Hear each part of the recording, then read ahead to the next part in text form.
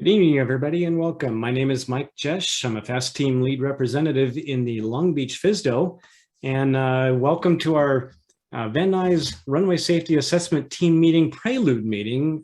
This is a pilot controller forum designed to kind of gather some information leading up to the regular Runway Safety Assessment Team RSAT meeting tomorrow. I'm joined tonight by Captain Brian Schiff, who is also a FAST Team rep. Yep, I can hear you 5x5, Brian. How's everybody tonight? I'm doing great. Although I heard all that. Missed out on dinner. Yeah, glad to be here. Well, I'm in the central time zone, so dinner was a long time ago. Well, too bad for you. At least you got some. Right. So this meeting is a little bit of a different introduction to what we've done in the past with regard to these RSAT meetings. In the past, the meeting just occurs during the day, and it's usually hosted by the air traffic manager at the airport in question, and is generally concentrated around stakeholders primarily at that airport. And because they're hosted during the week on a weekday, we know it's sometimes difficult for regular pilots who fly in and out of the airport to have an opportunity to present some input. So we thought this time, let's have a separate meeting shortly before the RSAT meeting and talk to more pilots who fly in and out of the airport. And I don't know, Brian, do you ever fly in and out of Van Nuys? I used to fly in and out of Van Nuys quite a bit, not recently, but I have flown in and out of there a lot, and I will be able to participate as a pilot who's flown in and out of there a lot. I've seen a lot of things and can offer the pilot's perspective of that as well. So that's why I'm here tonight as a pilot perspective who's been in and out of there, of course. Yeah, same for me. I get in and out of Van Nuys on a somewhat regular basis with clients I fly with in little airplanes. And it's always interesting to go to another airport, see how things operate there, and maybe get a sense of the feel around there. If you've been in and out of Van Nuys recently, you know runway 16 left is not there right now. So that's having an impact on operations. I would like to bring up, first of all, Mr. Ramin Panahi. He is the Western Region Runway Safety Team Program Manager, I think. And Ramin, please correct me if I got that wrong.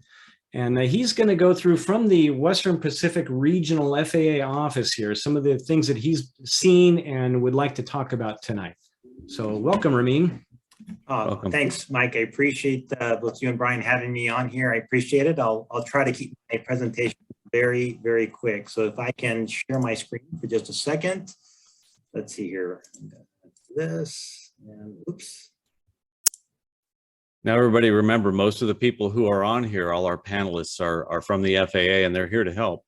And Mike and I are not here to help, but we plan to. Okay. Can everyone see my screen right now? Yes. Okay, great. So I'll make this quick before we get to the air traffic controllers who will really what you guys want to talk about. But I'm going to do a brief overlook of what's been happening at Van Nuys Airport for the last couple of years, and maybe address a couple of items that we would really like the pilot's perspective on. So I'm hoping that some of those answers will come out later on during the Q&A session. So first of all, let's look at Van Nuys Airport, right? What are we looking at here? We're looking at here. Let me minimize this if I can. This is the traffic count for the last 6 years, right? If you look back, it's 2016, and these are all the details in the breakdown. But here's the bottom line: how many landings and departures each year? If you look at this, you'll see that for the last 5 years, there's been a 36% increase, and 2022 is on track to exceed that number. So they're getting busy. They're getting busier and busier each year, which is important to know. What does this graph show you? So first, let me tell you what the graph is talking about.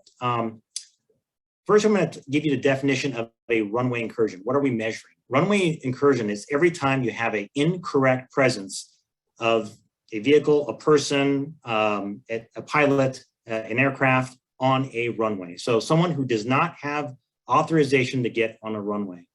So the number on the top here is your traffic count for the last 2 years. Of course, 2022, we're only a few months into it, so it's a lower number. This number right here, this track that I'm going over, is the runway incursion rate based on the number of aircraft that have landed and departed the airport. They're broken down into different groups, right? So if you look at 2021, it's an easy one to look at. This color right here, the 11 events are attributable to pilot action or inaction, okay? So there was 2 runway incursions that were attributable to vehicular or pedestrian action or inaction. There was 5 attributable to air traffic controller action or inaction, and 1 other. Usually that's a mechanical failure that causes a runway incursion. So when we look at this chart, what we're seeing is, okay, traffic counts generally going up, right? For the exception of COVID hits, and you see the bump down. You see the RI rate that was much higher, lots of mitigations in place, and you see it getting better and better through the year and kind of stabilized here. Of course, COVID happens, it drops even a little lower with the lower numbers. 2021 comes around and there's a bump up, and that's normal. We're seeing that across the NAS, right? We're dealing with controllers that haven't seen the numbers they saw, right, in a couple of years of working those numbers. And in this case, they actually bumped up higher than they were in the last few years. So they have to deal with that. And you're also dealing with pilots coming back and not being as proficient as they were in previous years because they had some time off. So this increase is kind of expected in most airport environments. 2022, we're seeing the numbers continue to increase in traffic numbers. They're well on their way to beating last year's record traffic number. And we're also seeing the runway incursion rates bumping up. So that's kind of a brief of what's been going on for the last 2 years. Breaking it down a little bit more, okay? So runway incursions, when we have them, we break them down into categories, right? Which talk about how close they were to another airplane. So category D means someone got on the runway, busted the whole short lines, whatever the case may be, without permission, there was nobody else there. A category A means that paint scraped, right? So there was an accident. B's are very close. We're talking barely missing a collision. C just means that there was somebody else in the environment, okay? So there was someone else there, but it wasn't like that close like it would be in a B or an A. So the good news is that we're looking at the last 6 years, 7 years here, and we have had only C's and D events, right? That's the D are the green ones and the blue ones are the C's. That's all good, but from runway safety's perspective, it's not as important as you might think, because the only difference between a D and an A is if there was somebody else present at the time. So we look at every event the same, regardless of whether or not there was somebody else there, because next time there could be someone there, how they end up on that runway. So looking again at the events for the last couple of years, these are like groupings of events, and the things that you would look at for the last 2 years, total of like, how was that, 32 total events, 15 of them were one form or another a whole short bust, whether they were required to get a read back and they got it and they still busted through. There was no read back required, like when they taxi them to a runway, or they crossed the runway even when there was no crossing intended in the taxi instruction. So whole short bust make up the vast majority of the events that we're dealing with. We're talking about runway incursions. The other grouping that really catches our attention is the wrong surface events, both landing, departing the wrong runway, and I'm going to talk about it in just a minute. Wrong surface alignment outside of the airport environment. In other words, with the streets, and we'll talk a little bit about that. So I'm going to dive into just some topics that I hope will come up in this discussion. The first topic I'm going to show you a video of. So give me 1 second here. I'm going to move this here. And can everyone see my screen still? Yes, but Ramin, can you go to a more full screen type operation here? You're only filling about half the screen with your content here. Okay. You're still only saying half my screen. You should be looking at the radar screen. Well, we're looking at the whole screen, but it's only taking up half the space here. If you click on the lower part of your screen, there's a little button right next to the 73% line there. There's another one just left of that that's a screen. If you click on that, it'll go to full screen. And share screen's on top. Let me see if I can. Let me try it again. Let me just try changing it over real quick. The video just might be a little small, that's why. Yeah. Yeah, I'm going off. And anybody, while we're doing this, if anybody watching would like to ask questions, please post them in the Q&A. and we'll get the questions to our FAA friends. Okay, can you guys see the radar screen? Yes, Yeah, that we looks can. great. Much better. Okay, great. All right, so let me tell you what we're looking at here. This is the best case scenario, right? I looked at a lot of audio, and what we're talking about here is the risk associated with these very closely spaced parallel runways and the operations, the jets coming in next to the training going on the parallel runway. So what you're looking at here is a radar feed. This is runway 16 left. This is runway 16 right, if you can see my mouse. And you'll see this aircraft here that's highlighted in yellow. There'll be another jet that comes out here. Here's the separation details on them. And again, this is the best case scenario. In this event, air traffic controllers called out traffic to both aircraft multiple times. Both aircraft saw the other aircraft. They reported them both in sight, and both did very well. But I'm still going to look at this best case scenario. When I was looking on Google Earth, I measured distance between the parallel runways, the whole short lines, and according to Google Earth, which is not perfect, it's approximately 45 feet.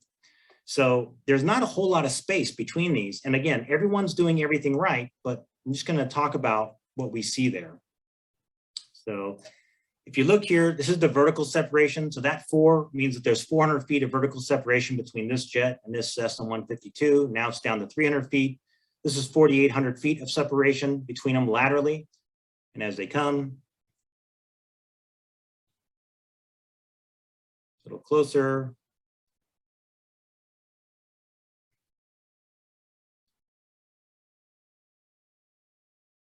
you'll see that the Cessna pilot actually cuts in a little early, right, to give himself additional space because he sees the jet coming. You'll see the jet actually is offset of final just a little bit to the right because he sees the Cessna and he's giving himself a little bit of spacing.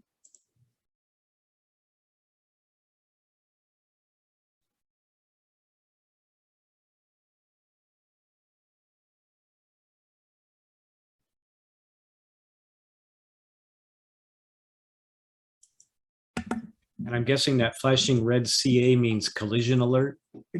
Yes, that's we actually missed the closest proximity, didn't show it. Or is that conflict alert?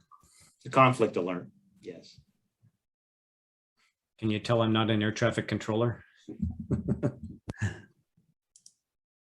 Okay, it's actually not showing it for some reason. I just played it and it did show it, but there it is. 378 feet, which is not a perfect number from the center of the two aircraft. So when I look at this event, right, looking at the wingspan of both aircraft types, you got about 335 feet between them. And that's the best case scenario with a 40-knot overtake and with 0 vertical separation. And now this airport lands a lot larger aircraft on 16 right. There's larger aircraft that do pattern to 16 left.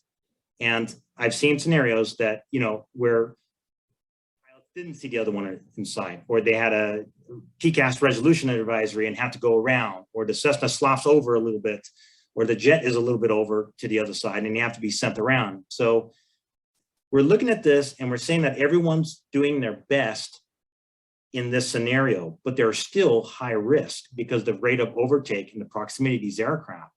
So what we would like is if there's ideas from the side of the pilots, how you can improve this, let us know.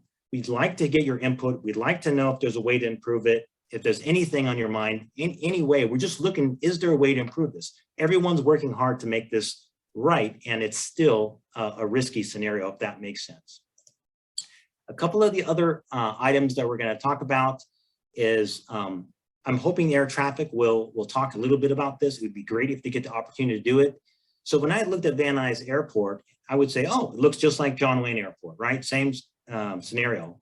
But when I looked at their SOP and I looked at all the restrictions they have and who they can keep between the runways and who they can taxi down the taxiway and the tail height restriction and wingtip restrictions and who can be on this taxiway when someone's landing or departing on the long runway, I thought, you know, I bet you most of the pilots have no idea what the air traffic controllers are trying to do when they're stopping them, holding them short, or trying to get them across that runway, or what challenges they're dealing with in this. So I hope that air traffic takes just a few minutes during the Q&A session to kind of talk about these restrictions, because I think it's very valuable to bring the pilots on board and help them be part of the solution.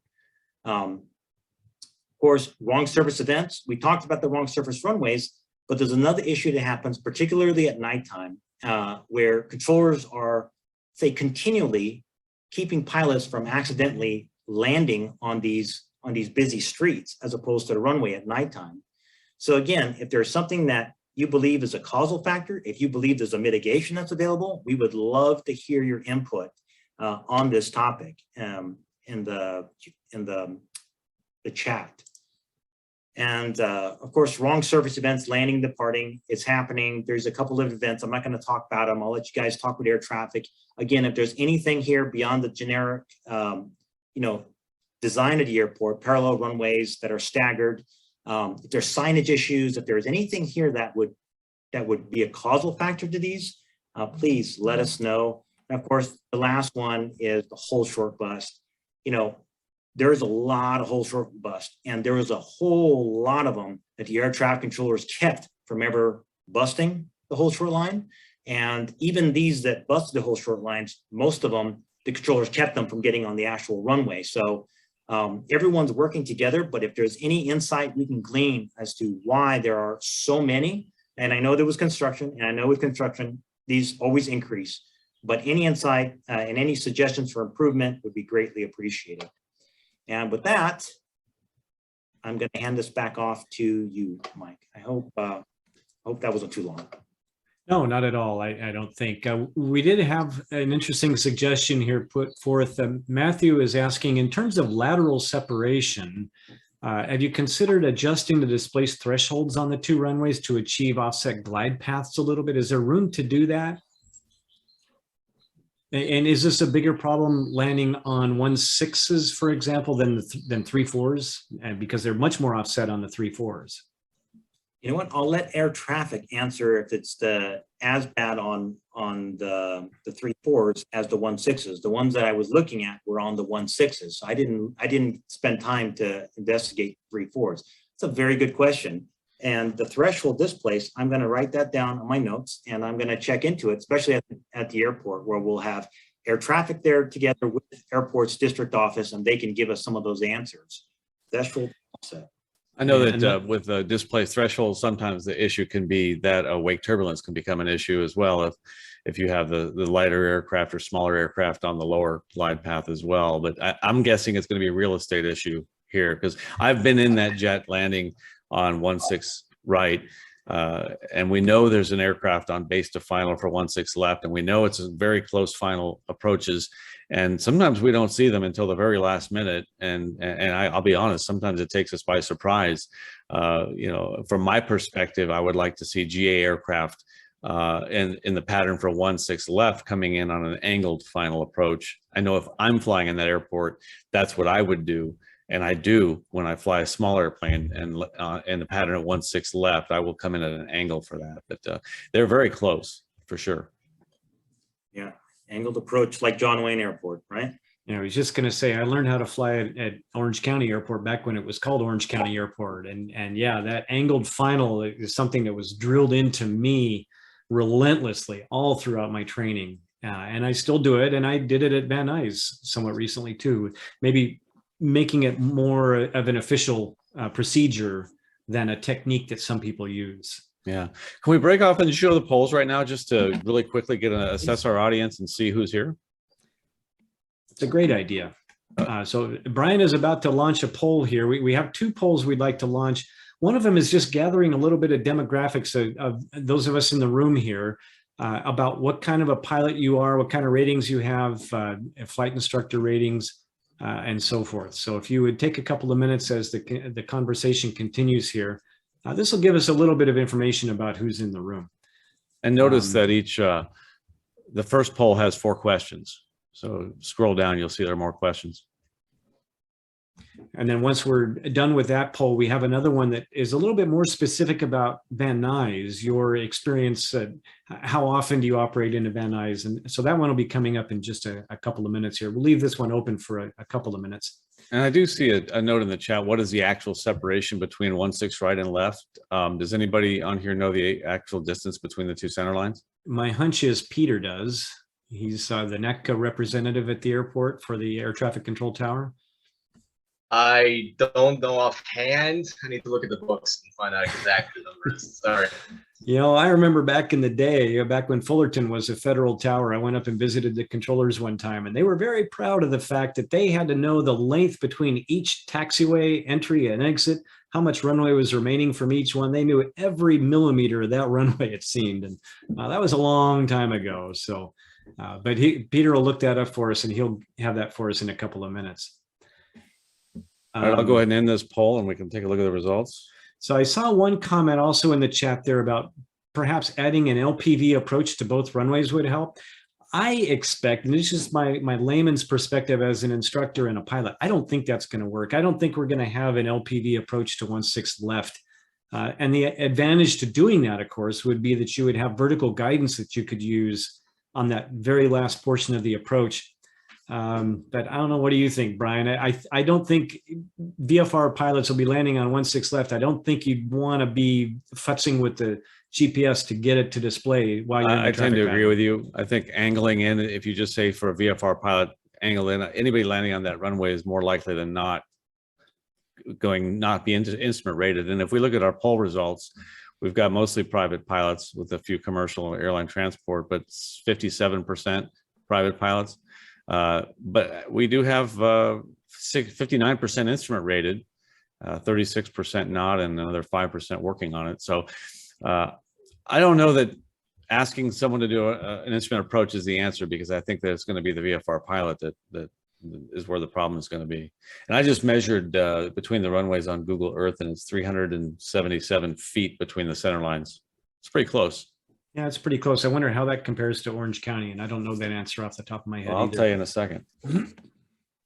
Let's see. So we got those ones, and we do we have the next one? Okay, we'll go ahead and I'll launch the next one. Okay. And this has to do with your experience flying at Van Nuys Airport. So we had another question in the Q&A here, a suggestion to mention on the Atis, instead of just mentioning that there's an ILS approach in use landing runway 16 right, which is a standard part of the Atis at a towered airport, of course, also mentioning the frequency. And this is a confusing thing at Van Nuys Airport. The localizer is frequency 111.3, and the VOR that's located on the airport is 113.1. So are you dyslexic much? Five out of 3 pilots are dyslexic. Yeah, exactly. So I don't know that there's much of a difference for other pilots. For me, whether I'm doing the Yankee or the Zulu is the active approach. The fact of the matter is I can request any approach that's available that's not NOTAM'd out of service. I can do anything I want. And it's just sort of an indication of what the preferred approach and runway is in use. And I'm sure that our ATC folks will be chiming in on that in just a couple of minutes. Right, and I can see that the runway distance between the runways at Santa Ana is 502 feet. So it's actually significantly further apart by 135 feet. Oh, that's more than I thought. Yeah. So yeah. All right, we'll take a look at the results of this poll. So, wow, 4 out of 5 are based elsewhere, just interested in what's going on at Van Nuys. And looks like fully half of our people get into Van Nuys Airport either never or once a year. So not very often. Nobody's operating there daily on a daily basis. But I would say that a lot of what we're discussing here would have similar things to do with any airport with parallel runways. Orange County, there's Reno, San Jose, California, Compton, Chino. Brackett, other Ontario. Southern California airports. Yeah, there's several. So some of what we're talking about applies to any airport with parallel runways. Ever experienced at Van Nuys?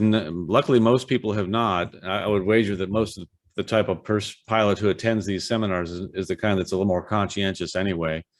We've got a few pilot deviations and more controller errors, a couple runway incursions and a surface incident.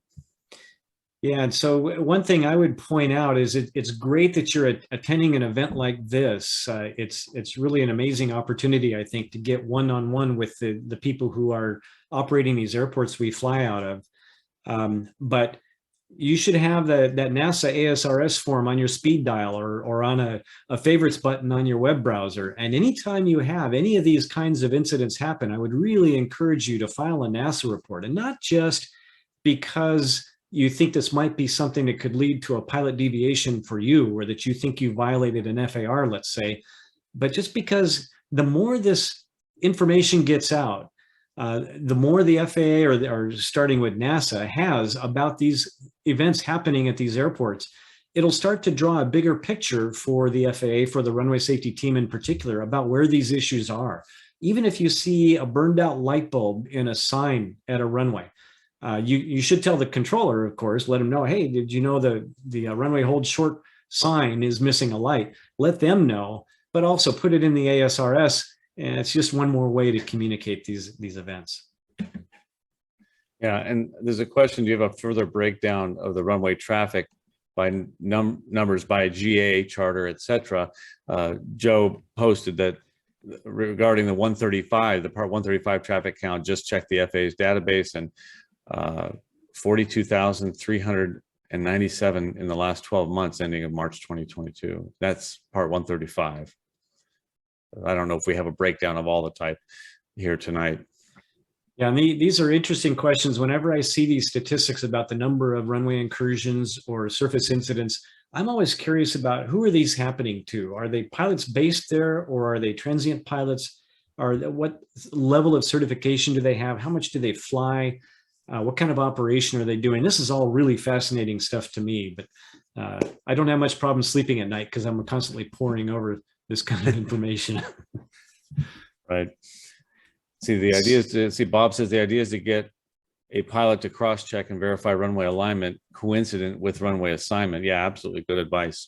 Constantly cross-check and double-check and triple-check. Am I on the lined up with the right runway and the right surface? And I think that Ramin was saying that there are some aircraft actually lining up with the highway or the street or something other than the runway. Yeah, it's not that hard to do. That's true. Yeah. All right. Well, should we bring in our next victim? I mean, panelist? Yeah, who's next? Let's see. I think Christian Moreno is next. And Christian is let me get his title right here. Christian is the Airport Operations Manager at VNY. So go ahead and see you got your camera on and you're unmuted. You have the floor for a little bit here, Christian. What do you got for us? And I thank you for the opportunity. Yes, I'm the Chief of Airport Operations at VNY. I'm not presenting, but I am here to help and answer any questions that you guys may have. Obviously, we control what's on the ground, and once these birds lift off, it's 100% FAA, but I'm here to help if you guys have any questions. So your bailiwick is maintaining the surface operations, the signs, the stripes, the markings around the airport? Correct. We checked lights, signage, markings. Like you mentioned earlier, 16 left is under construction. We should be getting that runway back August 1st. Constructions is on schedule. Right now, there's a lot of runway crossings because they have to get to the other side for 16 right. So we've seen a little bit of a challenge, not only for taxiing aircraft, but also for aircraft towing, when they're towing from one end to another side of the airport and trying to get them across quickly and before the next arrival or departure. And let me guess, having 16 left not in operation is not affecting your traffic count or difficulty operating around the airport. It's all going smooth as silk, right? It's going. Traffic is good, definitely, but we make sure that our FBOs have the equipment ready to go. We have a pretty good collaboration with all 4 FBOs out there. When we have an aircraft that's with a flat tire or something like that on the runway, we usually get them out pretty quickly. An average time is between 20 to 45 minutes. It might sound like a lot for some, but that's a pretty good time to get an aircraft out from the runway. So we're doing pretty good. Is there anything in the plan to put enhanced lighting at the runway hold short position markings, the wigwag lights or the in-pavement guard lights kind of thing?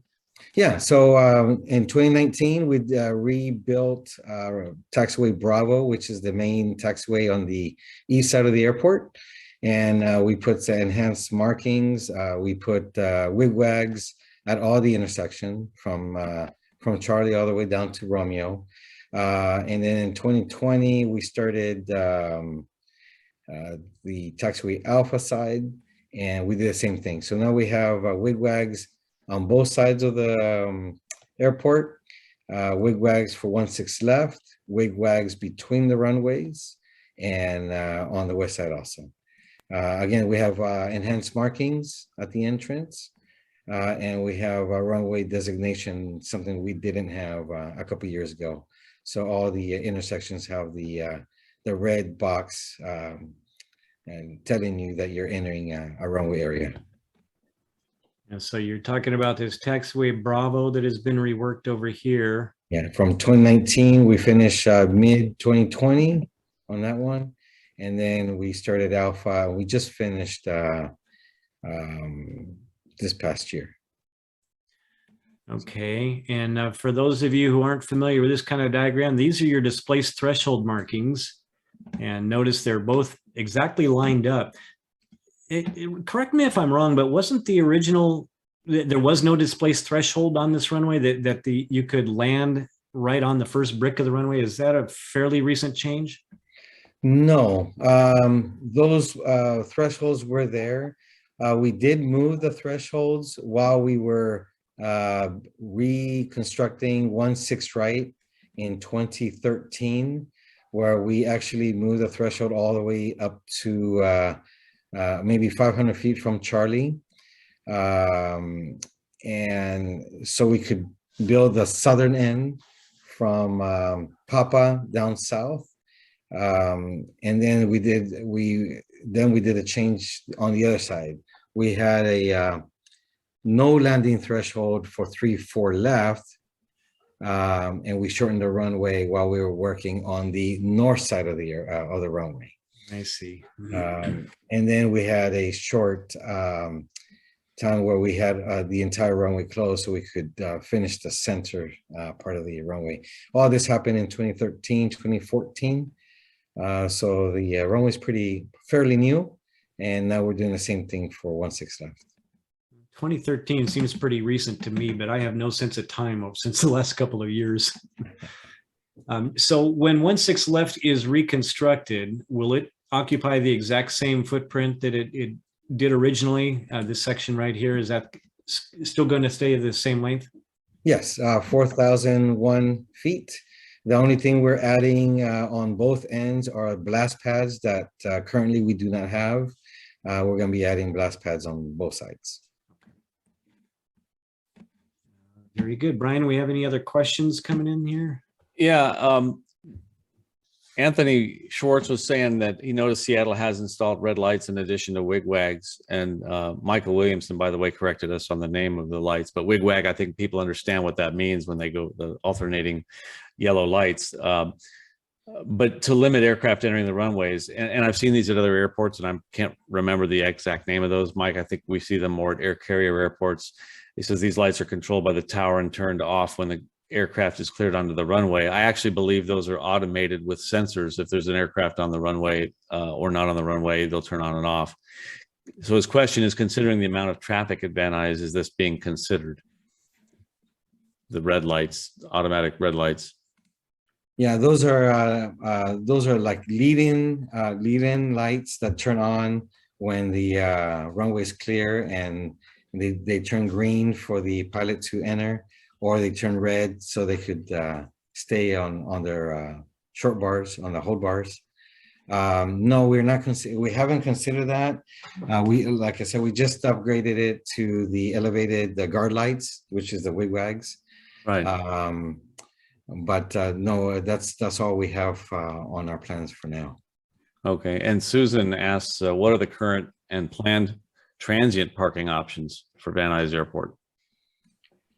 So the entire airport is basically leased out to a tenant. So we have, like I said, 4 FBOs out there. We do have a section called the prop park. Some call it the park. And they control their own transient parking. We don't offer, as an airport, we don't offer transient parking. Okay. So I brought up a picture of these guard lights. That's what Michael Williamson was talking about. The guard lights are on the edges of the taxiway. And if you have the flashing alternating yellow lights in the pavement just short of the runway, those are in pavement guard lights. So Yeah. this is what we're talking about, the wig-bag lights. So we do have in pavement runway lights, whole short bar at the whole short bars. At Charlie and Bravo, and we also have them, let's see here, on Charlie and Bravo, we have them on Alpha and Romeo, Bravo and Romeo, and we have them in the high speeds at Hotel, Mike, and November. These spots. Oh, there's November. Yeah. There it is. Okay. All right.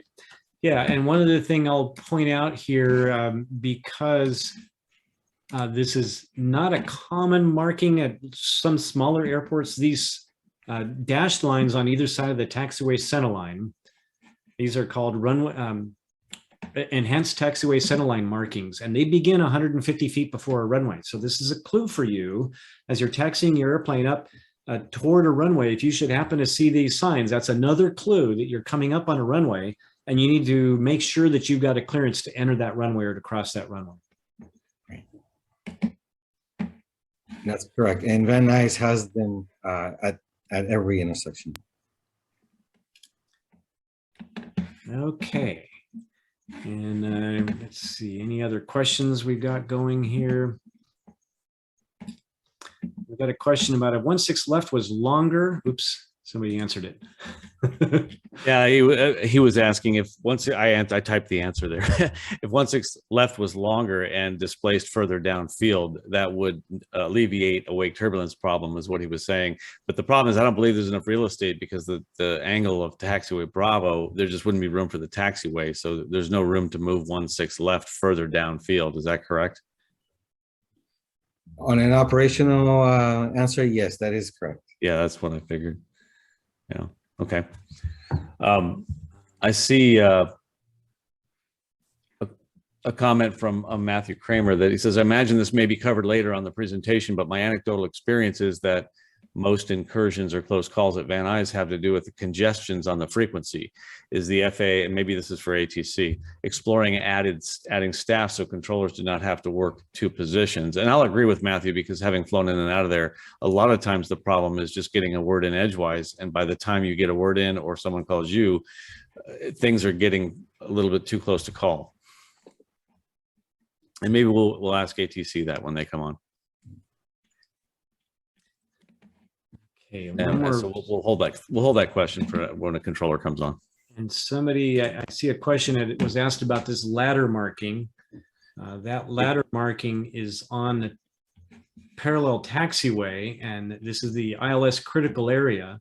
You can see it's right next to this little building here, just on the east side of it. This is the antenna for the glide slope transmitter. And so if you're in low visibility, you need to hold short of that line, because the presence of your aircraft or vehicle over here could interfere with that glide slope signal for an inbound airplane. And yes, that's exactly, that was Bob asked that question. And is there another one on the south end of the airport? Oh, well, there's no ILS. There's on no 340, ILS down so there. you wouldn't have it. Yeah, Right. exactly. Hey, the light bulb just came on. Okay. Hey, Mike, I think Bob was asking, would that cause interference so close to the glide slope box? Yeah, I think that's right. That's what the question was. He was saying that, yes, it's there, not what is it? And he was wondering if that would cause interference. And I don't think, as long as it's not beyond the glide slope antenna, between the glide slope antenna and the aircraft on final, it would have to be further upstream than to cause interference. I don't think where it is, it causes interference, in my experience.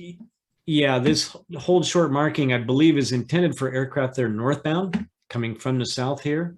So they would stop before that antenna, and the signal that antenna is radiating is going the other direction. So I think that's why it's here. I'm not an electrical engineer. I'm not a radio guy. All I know is radio signals are voodoo, black magic. I don't understand them. And it takes a special kind of brain to figure all that stuff out. I've got a pretty good sense that the people who designed that and analyzed it, engineered it, have got it figured out. Now, I don't know how you can figure that an aircraft here on this taxiway would be a problem, but these guys parked right over here are not. So again, I'm not an expert on any of that kind of thing, but it's just kind of interesting where these lines are marked. And while you've got that picture up, Mike, is there a ILS critical area bar on taxiway north of Alpha 3? And that is correct. Alpha 2, Alpha 3. So Alpha 2 is the darker shaded pavement going outbound. And the Alpha 3 is the lighter shaded, the concrete going inbound. So it's a one-way street. We put that hold bar just before the service road. Now, that doesn't mean that the service road is inside the ILS critical area. It's just if we were to put the hold bar where it's supposed to go, it would be just on the right there where you had your pen right there. That's where the ILS hold bar should be. But we didn't want to confuse people with a service road, so we restricted it more by putting it further west. Yeah, it seems like a good idea to do it that way. But there's another one up, and Bob is saying look up between Charlie and Delta. That is definitely upstream from the glide slope antenna. Anyone on A would appear to conflict with the glide slope signal, and maybe that's for southbound. What would that? Yeah, that one. What's that one for? And wouldn't anybody holding short of that conflict with the glide slope ILS? So To find one of those radio engineers. yeah, if I'm correct with the radio engineers there, they protect the ILS 250 feet from the actual shack. I think that's to keep southbound traffic. And Michael Williamson just said correct. That's to hold southbound traffic from going too close to where the glide slope antenna is. Remember, it points upward. Correct. And so we don't want to get too close to it. I can answer those questions for you for the Okay. ILS critical area. Oh, thank you. So by Foxtrot, north of Foxtrot and south of that Alpha one, we have to keep that area clear for aircraft taxiing during certain weather conditions. The weather has to be below 800 feet or 2 miles visibility.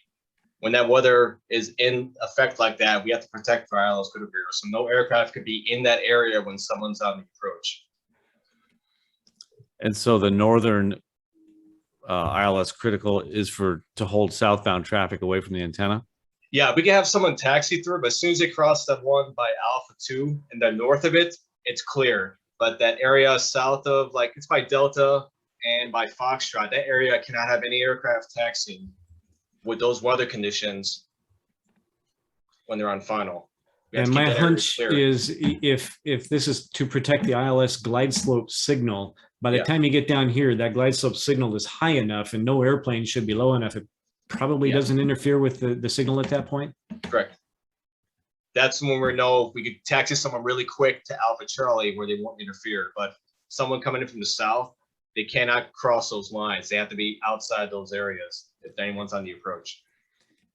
Yeah, and having been on an approach with an aircraft or a vehicle interfering with that signal, it's pretty disconcerting sometimes.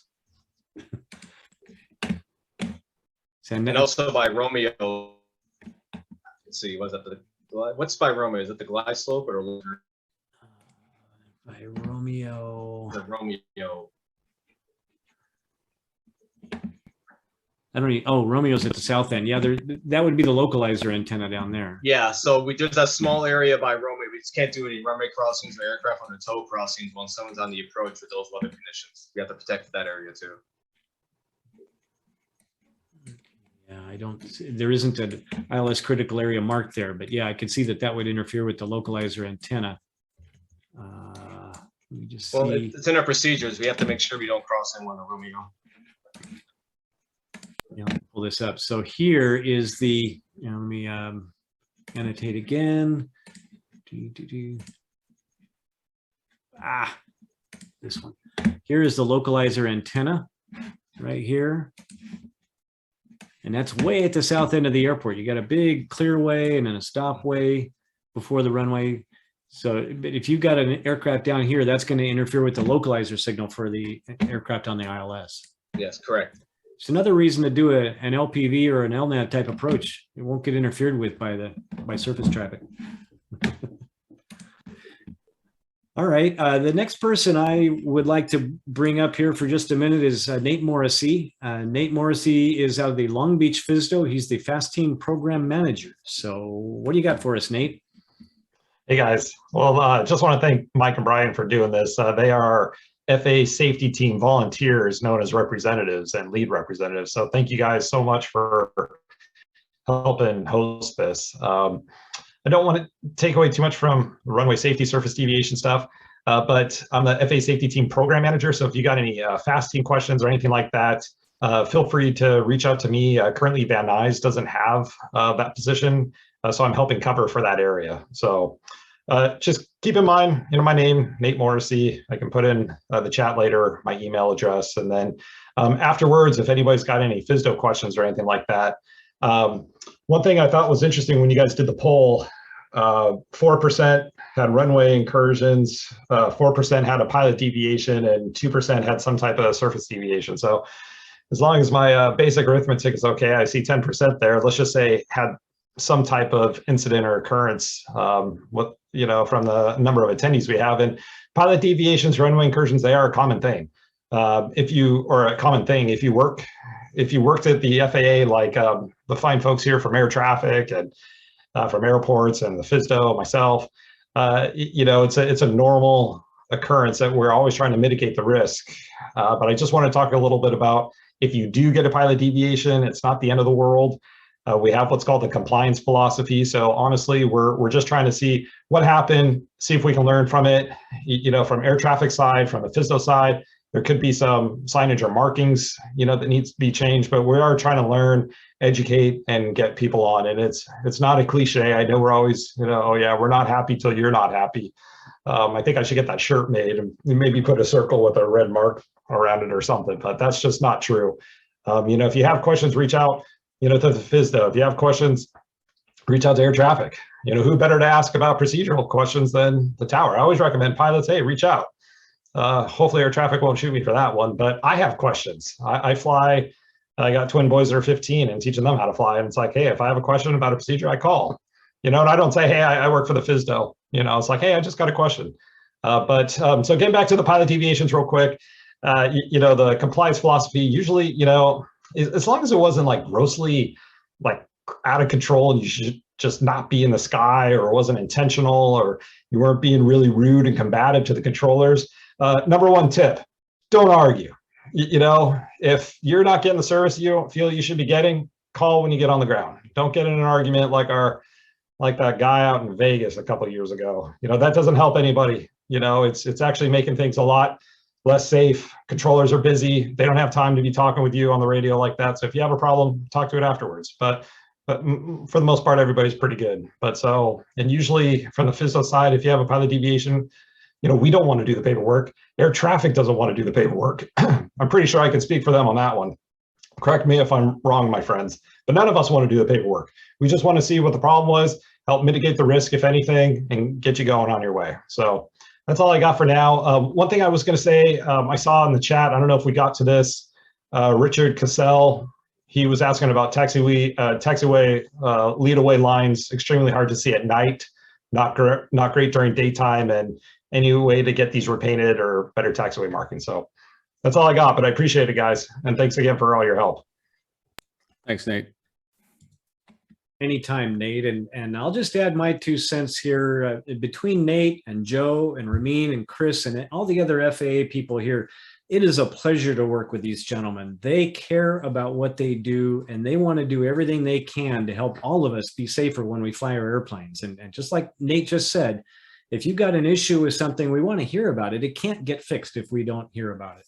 If they, let me rephrase that, if they don't hear about that. Did you get a job with the FAA? Top secret. All right. Now I've had extremely good luck with that, and I've actually been a victim. I mean, participated in the compliance program at 18,000 hours into my journey of my aviation career. I did have a runway incursion in Las Vegas. I wasn't the guy who flew through the Class Bravo, but it was a taxi incursion due to a misunderstanding and by not reading the hotspot. So I turned that into a learning moment and a teaching moment where I started training other pilots about what I missed about looking at those hotspots and not reading the description on the hotspots as well. So there's a lot of information there. All we have to do is read it. And again, like Nate said, call and ask if you have questions, especially at your home airport. You should be very familiar with the airport that you go to all the time. Oh, hey, can I add one more public service announcement? Go ahead. I'm gonna charge you. Yeah. If in doubt, stop. Okay. You know, that would, most service deviations wouldn't even exist. If you have any question, am I clear for takeoff? If you have to ask, just stop and ask. And let me tell you guys, I am so paranoid to get on pilot deviation. I swear to God, I have nightmares of it. And I don't know why, because I'll just violate myself and go, you're good to go, Nate. We're kind of laughing, but there's some kind of truth into that. This is being recorded, so I'm completely joking, kind of. Anyways, but when you're on the ground, I mean, like all the time, you should hear me, John Wayne. I'll ask my kids, it's like, were we clear for and it's like, forget it. If you have to ask, just verify. That should be standard operating procedures. And a lot of multi-crews. That was the best move I did when I had mine. There was as soon as the doubt appeared, I stopped, which solved a lot of problems. But also pilots are compelled to be in a rush to comply. Like they're really in a hurry. We're mission hackers. We got this, right? Well, I can do it. And when we're given a clearance, we want to do it. We want to hurry. And I don't know why pilots are always in a hurry. But when you hurry and you're taxiing around the airport and you don't know where you should be, that's when problems happen. So like Nate said, when in doubt, just stop, question, take your time, and don't multitask while you're taxiing. That's the biggest thing. One of the things Matthew Kramer said was, how often is the cause of an incursion due to being cleared to cross both runways? And he said, should there be a greater focus in pilot training on ground movements? I think the answer is yes. There needs to be greater emphasis on taxiing ground movements. Many instructors take that for granted, that a pilot can taxi an airplane to the runway because they're just focused on the flying training. So yes, definitely more ground training is important. So on the ground, when in doubt, stop and ask. But in the air, guys, I'm telling you, 90, I'd guess Nate percentages here, 90% of airborne pilot deviations would probably be, maybe not 90, but a good number if you guys were on flight following. So for those of you that like to be free birds and not talk to anybody, you're not doing anybody any favors at all. So that's Natester, over and out, but get on flight following. That would prevent so many airborne pilot deviations. It'd be crazy. It's a free service. It's helping air traffic out. It's helping everybody else out. I'll jump in later with my. I don't think it's not a free service. It's a service for which you're already paying. Good point. Good point. We're all paying for it. We might as well use it. Poor man's TCAS. That's what I like to say. Closely tied in with that, I'll add that if you ever have an opportunity to listen to or talk with any of the air traffic controllers, especially in SoCal TRACON, or participate in their tour operation, once that gets going again, you can tour SoCal TRACON. You can talk to the TRACON controllers that control this airspace. They love to talk to pilots. They love to hear about your issues. A couple of years ago, I flew up to Santa Barbara and participated in bringing some of their air traffic controllers, both from the tower and from their approach control facility. We took them in the airplane. And for instance, sometimes they have a hard time understanding why it is so difficult for us to see another airplane. When air traffic control points out traffic 2 o'clock a mile, same altitude converging, how hard it is to see that airplane. And there is nothing like that real world experience to get them in your airplane and show them. So I'm very much looking forward to when this Operation Rain Check is available again, that they can come see how the other half lives. That's true. And Brian, you were talking about speed taxiing around the airplane. Something I remember about, you operated 2 speeds in your airplane. You had a fast and a faster. Do I have that right? No, anybody who's seen any of my seminars knows that I teach and I brief all my co-pilots that we can operate at one of 2 speeds, slow or screw up. And that speed number 2 is the one that gets us into trouble. We're in a hurry. People try to multitask while they're taxiing to save the 30 seconds. And then they get in trouble. Right. So, and I brief my co-pilots, I brief students when I'm teaching in a small airplane that if you see me operating at speed number 2, rein me in. And if I see you operating at speed number 2, I'll rein you in, because it's just natural for us to automatically start rushing to comply and to hurry. If you ever get a clearance, clear for takeoff, immediate takeoff or without delay, 9 out of 10 times I'm just going to say, no, that's all right, I'll just wait. I don't want to be forced into taking off without delay or to do an immediate takeoff. I'll wait. Yep. The brakes are a very valuable tool. Brakes and the throttle in the air. I tell my students, if things are happening too fast, you got an adjustment on your time machine. Just pull it out a little bit, slow down, ask for a vector for time or spacing to figure things out. Much better than to loop around and try it again and get it right the second time than to try to rush in and get it wrong the first time. Yeah, and I think a lot of incursions that I've seen or talked to pilots about is it started with the thought process after hearing a clearance.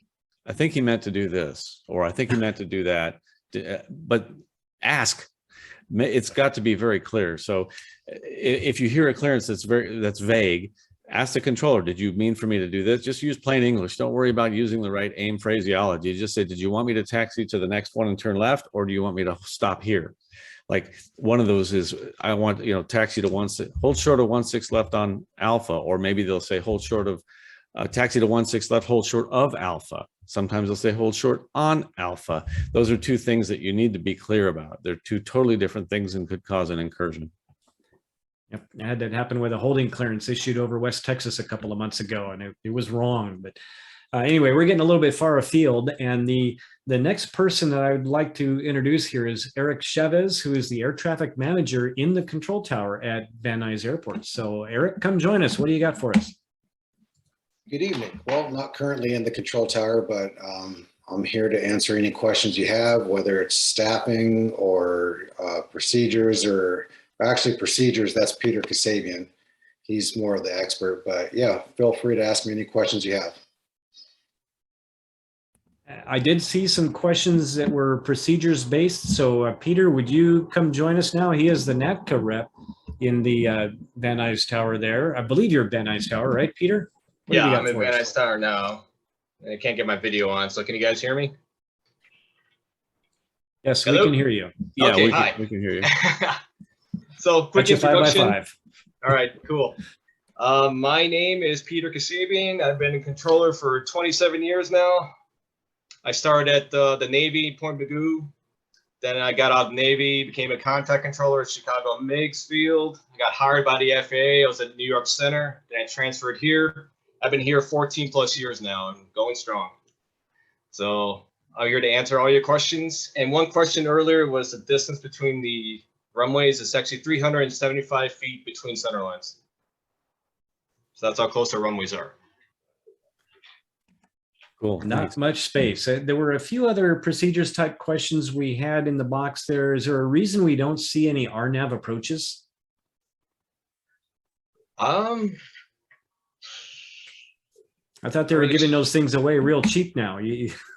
Well, we got the ILS and GPS approaches, VOR. I'll have to get back to you guys on that one. I'm not sure.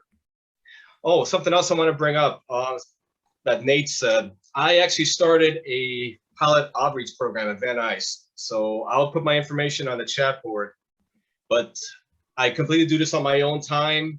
Call me, talk to me, text me, whatever. I'll get together a coffee. I do briefings just on my own time, just to help out the pilots with questions, just to keep everything safe. just any kind of questions, just give me a call. I will answer as fast as I can. So I'll put that information on the chat board, my email and my phone number. Great. And look for an invitation to come down to Fullerton. I host our meetings out of the Fullerton Airport, and we quite frequently like to hear from air traffic controllers. But the third Tuesday of every month, we're at Fullerton. And by the way, hello to all my Fullerton peeps. Tonight is the third Tuesday of the month, which is our normal meeting night at Fullerton. And so as a consequence, we kind of doubled up, and this is our Fullerton Airport Pilot Association meeting night. And instead of doing a meeting in the room tonight and pulling away from the audience that we might have here, we decided to combine and bring everybody in. So hopefully a whole bunch of us Fullerton folks are online here. We always like to have, somebody's correcting me. Yeah, that's tomorrow night. Yeah, I was going to say something, Mike, but I'm calendar challenged right now, I'll tell you. I haven't been flying much, so it's hard for me to keep track of what day it is. That is tomorrow night. Hopefully a bunch of them are here tonight anyway. And I don't see any RNAV or GPS approaches into Van Nuys. So I don't know, Peter, if you got a GPS approach you're hiding on me, I want to see it. But, Mike, I think we got. We do. There is a GPS approach. There's from the north. It almost parallels the ILS approach. Is it a private approach? I don't know. Let me look at the charts. It's not available in the Jeppesen or the government charts that I'm seeing. Well, we got VOR Alpha Bravo. I thought the Bravo was the part of the GPS approach, but it may have once been an overlay approach. It might have been a VOR or GPS approach at one point, but now it's a standalone just VOR circling approach. Huh. Okay. Things change all the time here, so yes, they do. Sometimes we're the last to know. So I had this happen with a student the other day. They tried to shoot an approach from memory, and they had the wrong final approach fixed crossing altitude in their head. And I said, this is why you always go to the chart. Hey, I think we're getting quite a few questions for Van Nuys air traffic, which is good. So one question here is, why do some airport towers that not provide flight following as reliably? And sometimes SoCal is too busy, and I'm going to plug in right here and say, I don't think Peter's going to have an answer as to why SoCal TRACON is too busy. That would be one for the SoCal TRACON pilot outreach manager, who's Rob Reddick. He gets around quite often, so go find him. But what do you got for why you can't get towers flight following off the ground sometimes? For Van Nuys, we'll give you flight following as much as you want. If we like giving flight following, it all depends on our working. If before you depart, go to clearance delivery, pick up a code, you have flight following that way. But if you're airborne or flying around and we're really, really busy, sometimes we don't even have time to type in the code for you. We're just going to switch you off to SoCal if you want it. But we try to do as much as we can. I know some airports, it's easier than others. Airports like Van Nuys and Fullerton and Long Beach that have a radar display in the tower that's connected directly, it's a whole lot easier. But other airports like San Bernardino, Cable's no tower anyway. But some of these, it's very difficult to get flight following off the ground. And I was told out of San Bernardino a couple of weeks ago, essentially, that we couldn't, that we had to wait till we were off the ground and call SoCal TRACON on the air to get it. So sometimes it's equipment, sometimes it's manpower. It could be a procedure thing too. So, and you guys, smaller airports. Yeah, some airports don't have the capability to issue a squawk code right from the ground, and you have to call approach control. And Michael Williams is referring to a FIDO machine, and I don't know what that means. I'm just reading it, that those towers have, and I guess that can you explain that? What the tower has to have in order to issue a squawk code for flight following? Yeah, just real quick. This is Ramin. I'll step in just so I'm not sure if Peter wanted to answer that or not, but basically there's equipment that's necessary, and depending on the tower, it could be their radar feed, if they have it or don't have it, can influence, and also a different piece of equipment called FDIO. And they also have to have a letter of agreement with Southern California TRACON that allows them to do it. Procedures established, clearances established to give them. There's a whole slew of things that have to be done before. And if any of those parts don't exist, then they can't give it off the ground. So most of the facilities in the LA basin should have that capacity. I don't know the numbers as to how many do and don't, but equipment can be a problem. And even if they have the equipment, then sometimes staffing becomes an issue during peak traffic periods. I think you've already said it, but I just reinforced what you said. Yeah, what he said. We need the equipment, the procedures, the LOAs, yeah, all that stuff, which we have at Van Nuys. Okay, we had a question about coming out of the prop park, which is over here in the southwest here. There's this red line here. What does that mean for pilots? It means nothing to a pilot. That would have I been don't my know. answer. So that red line is for the master lease holder, showing that their lease ends at that location. Each master lease holder has to maintain all their vehicle, pedestrian control up to that red line. If anybody crosses that red line, they have to have the permits to do so. If not, they would be cited. So it's more for the people working or driving around that area, not for the actual pilot. That's not on the list of lines that pilots need to know about. We generally speaking only care about white stripes and yellow stripes. So red Right. one is not in our dictionary. Right. Okay. And then Michael Rogers said calling departure prior to taxi, I have found is the best way to get flight following set up at Van Nuys. I guess he's calling departure control while on the ground. I mean, clearance delivery at Van Nuys can give you that as well, in my experience. Exactly. And some airports don't have a separate clearance delivery frequency, like Brackett Airport, for instance, or Chino. You just use the ground control frequency for that. But definitely I call before taxi. That way they got a little chance to put it in the system and get the squawk code back. And it's usually a little easier. I prefer not to wait until my run up is complete and I'm ready to take off. I'd rather do it earlier so I can get everything set beforehand. And I'm not even, sorry, I'm not even going to try to pronounce his name, but he's got a question here about why some controllers give the squawk code for the transition while some controller does not, say 1,800 feet southbound along the 405.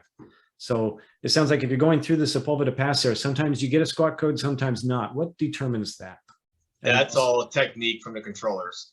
I personally tag up everybody that's flying through my airspace because it's just easier to track. Fair enough.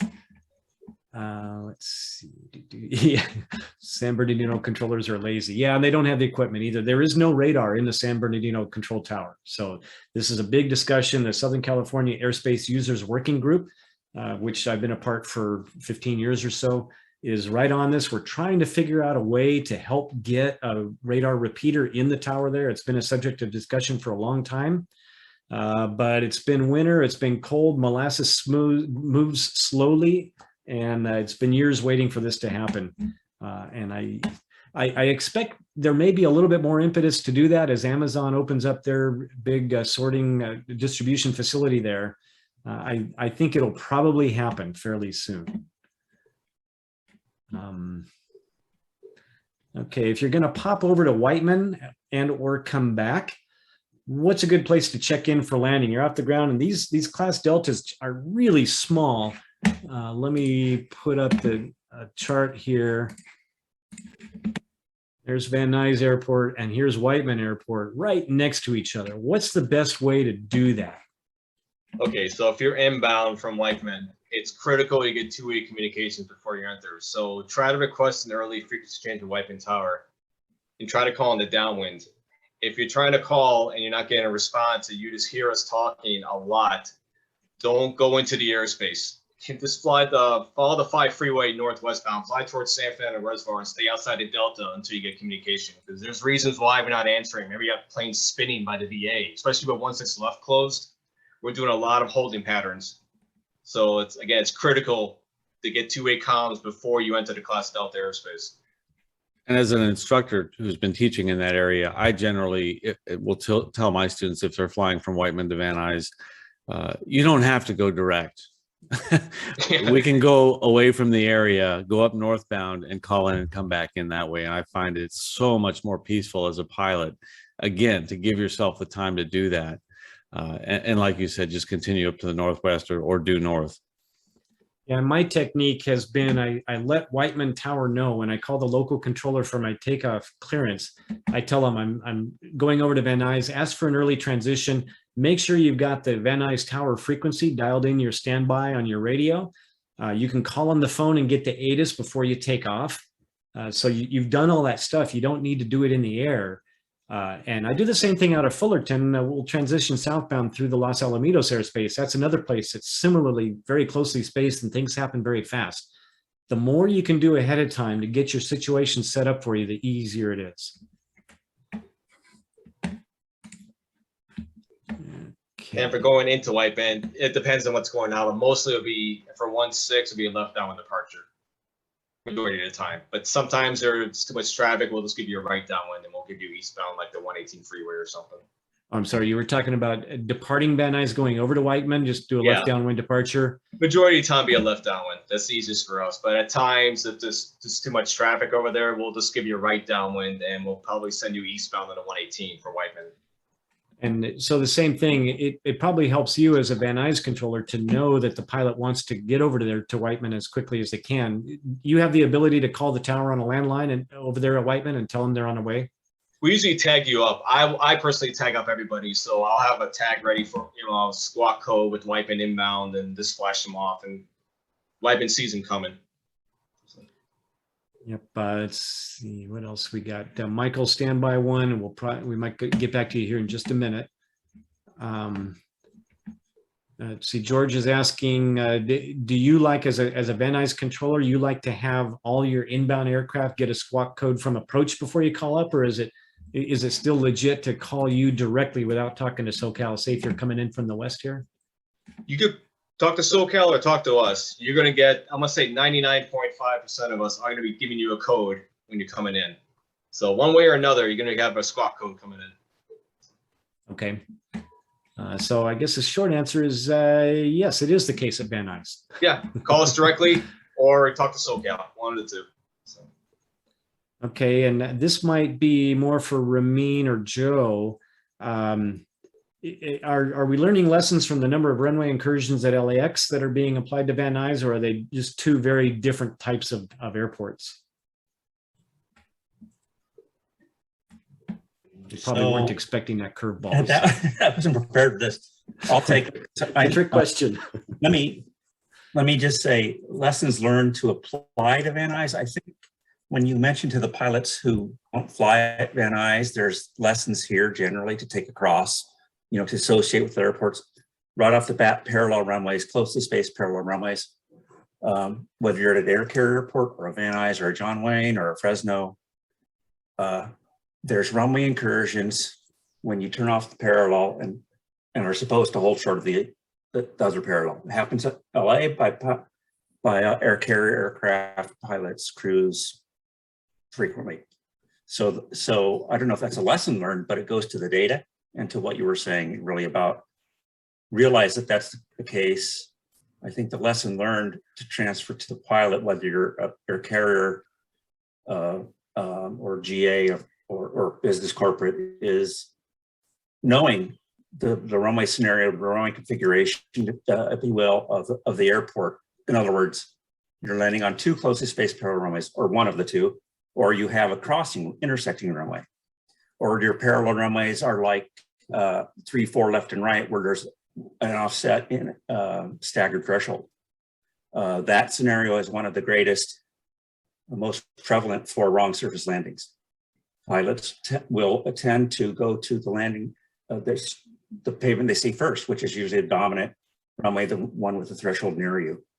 So those are things, again, specifically from LA, I can't really say, but I think generically or generally, absolutely, you could go fly into LA now and have to deal with the same things you're doing with Van Nuys. Yeah, there's lessons to be learned, I think, at operations pretty much at any airport that they have varying degrees of applicability somewhere else, but we'll take any lesson we can get from anywhere.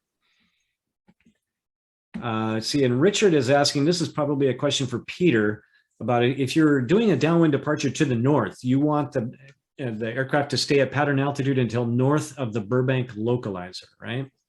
Yeah, that's a procedure for the Burbank localizer. So for 1-6 and you're doing a downwind to the north, it'll be at or below 2,500 if you're on the west side of the field. If you're on the east side of the field, it'll be 1,800. Yeah, same thing with if you're doing one of those IFR departure procedures, the Canogue departure, for instance, there's an altitude that you have to stay below until you get to a certain point. And this is one of the most commonly violated departure procedures in the country right now. I think it's getting a little bit better lately. I know Brian did a little work on this a little while back. You have to read those procedures, and you don't trust what your box is telling you it looks like. Sometimes the boxes don't depict it well. The Garmin GNS 430 and 530 are particularly bad at depicting SIDs that have a vector, a heading segment on it. They don't do well. So you have to be a pilot and read the procedure and follow it. You only have to read the procedure carefully if you don't want to hit other airplanes. That's the only time. If you don't care about hitting somebody else, then it's no big deal. Yeah. Let's see. So if you were going to depart from Van Nuys and enter the coast route over LAX southbound, what's the best way to do that? Is that the special flight rules or the coastal route? The coastal route. Coastal route, you go westbound to get altitude. And we'll give you a code, a squawk for SoCal so they can climb you into the Charlie. Yes. Is it possible to climb straight out and do that on departing 16? Can you get the required altitude in time to do that? You'll have to go westbound to get the altitude. Okay. So hopefully that answers the question. I can do it in my Citabria, but that's a little different. Nice. Yeah, and Bob says it might help to mention on the Atis, pilots are reminded to use the airport diagram. Whether you're based there or not, you should always have the airport diagram in front of you when you're taxiing. That's great advice. If we put everything on the Atis that the pilots should be doing, it'd be a very long Atis. Yeah, we're trying to keep the Atis short as possible. So in case you miss something, it doesn't. The longer take they forever are, to come back. the longer they are, in my experience, the more they get ignored by pilots because it's just too long to read. I agree. Yeah, go listen to the Orange County or LAX, the digital Atis with that incessant voice that's horrible to listen to, and it is so long, and the part I care about, the weather part, is just a couple of seconds at the beginning. Let's see, is there a special spot to contact ground at Alpha 2? Let me put that diagram up here again. I'm sure you've got something to say about that. Yeah, there's a marking checkpoint 1. Yeah, there's a marking there. Yeah, checkpoint 1, and it's a one-way taxiway at Alpha 2 and 3. And the important thing from a pilot's perspective is to do it before you cross the movement area line, right? Yeah. Yeah, so here's your outbound marker, contact ground. It tells you right here, spot Alpha 2. These little black letters in a pink diagram, these are location markings. You don't often see them at smaller airports, but you can tell the controller you're at Alpha 2, the ground controller, and your non-movement area boundary is way up here. So if you give them a call here, if you got 4 or 5 airplanes ahead of you, it doesn't help much to call. But if there's nobody between you and the non-movement area boundary, then go ahead and give them a call way back here. Tell them you're at Alpha 2 outbound. Richard's asking for the controllers, I guess, what's the difference in what you see when you assign a squawk code versus when you just see ADSB out traffic on the radar, I suppose? If we give you a squawk code, it's going to be a white data block. It'll have your full call sign, your type aircraft, once you get all the information, your destination, we'll have your speed, we'll have your altitude, and any other small information you can put in there. If you're just 1200 or the ADSB only, we'll see your call sign, your speed, and your altitude. That's it. And when we give you a code, we could transfer you to SoCal Approach easier. That puts you in the system. Yes. You're in the air traffic control system, which entitles you to a lot of help and a lot of tools from air traffic control. If you're just ADSB out, you're just another blip on the radar, but they know where you are. Yeah, correct. Okay. So an interesting question from Mark in the Q&A here. He says, what is the one thing that you would have all visiting GA pilots do when coming to Van Nuys? And I would say first is you got to watch 16 right. But after you've done that, before you got in the airplane, what one thing should they do? That, and also watch the new flight deck video that just got released. The what was it called again? Yes, I know. Can't remember what it's called offhand. Well, from if you the flight Google From the flight deck, yeah. that just got released right before Super Bowl. It has a lot of good information. I helped develop that too. So there's a lot of good points in there. But there's so many things about Van Nuys to get in. Yeah, we were talking about showing that earlier. Is that the video that, oh, there you go. Mike's showing it. Here's the runway safety thing, and there's from the flight deck. Let me post this website in the chat. Let me see if I can pull this off here, and I'll post it to everybody. Here's a good website to go visit. Runway safety for the entire country, but you come over here, and there's this from the flight deck, and you can tap here, hazards and hotspots. And any information that the FAA has, especially if they prepared a video about an airport, it's going to be on here. Maybe Ramin will want to zero in on this. You can home in on this map and you'll see there's some different, this green spot over Van Nuys means there's a video available. So if you tap on that, it's going to show you this video, and I'll just click on it here. Unless we want to play it, I could do that, I suppose. I think it's only 4 minutes. Good. It's more like 9 minutes, I think, isn't it? It's longer. Oh, So sorry. I would really recommend, and this applies not just to Van Nuys, but to any airport. This is a great starting point. You can also Google the airport and look for any information. Brian and I gave a presentation to the California Pilots Association, Cal Pilots, last fall on interesting airports to fly in and out of around California. And we didn't touch on Van Nuys, but it behooves you to do a little research about the airport you're flying into. And if there's a video available, that's great. If it's an official FAA one, that's even better. But if you don't have either one of those, find a flight school based on the airport and call that flight school and ask to talk to an instructor who can give you a little of the ins and outs. So that counts as one thing, right? Yep. Sean says there's an Atis app. Okay. Is anybody else still here? Yes. I was starting to get worried. I wasn't hearing anybody. Just a quick mention there, Mike, on that website that you went to. There's also the pilot simulator, which there's a few simulations there, more to come, and they're pretty fascinating. Some of them run through scenarios, and they actually let you be in the cockpit and make decisions, you know, with the map, with complex taxi instructions and that sort of thing. So they're great tools to use for any level of pilot. And there's also, I think, 5 or 6 generic videos there that talk about, you know, wrong surface departures, wrong surface landings, intersection departures, and give you some general guidance. So there's general and there's specific for airports also.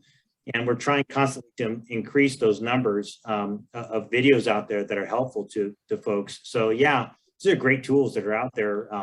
Pilots to use, become familiar with the airports. And being a board on the board of directors for the National Association of Flight Instructors, I'd be remiss if I didn't tell you that my father and I did a presentation where we described that runway safety simulator and went through that. It's kind of an interesting, so that's on nafinet.org. You can go find a past mentor live that discusses that. It's kind of interesting, but that's a great tool and great training aid. And the last one of these, let me pitch in here and see if this is going to work.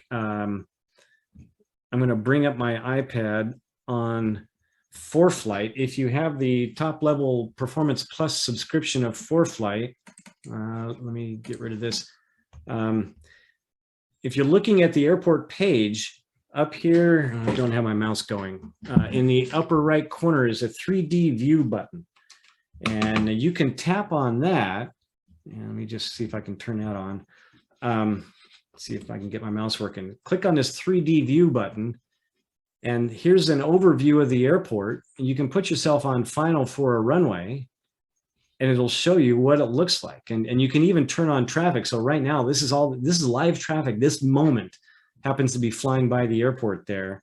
You can zoom in, you can look at what it looks like from different areas. So this is an incredibly powerful tool. You do have to have the top level subscription of ForeFlight to get to it, but it's really cool.